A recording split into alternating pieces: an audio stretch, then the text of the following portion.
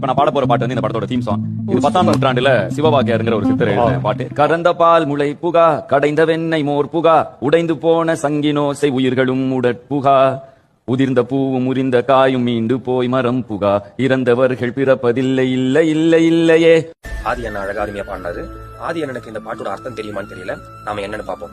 சிவவாக்கியர் என்ன சொல்ல வர்றாருன்னா, மாட்டோட மடியில இருந்து வந்த பால் மீண்டும் மடியில போய் சேராது.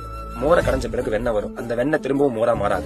உடைஞ்சு போன சங்கில இருந்து வந்த சத்தம் திரும்பவும் சங்குல போய் சேராது. அந்த மாதிரி உடம்புல இருந்து பிரிஞ்ச உயிர் உடம்புல வந்து சேராது.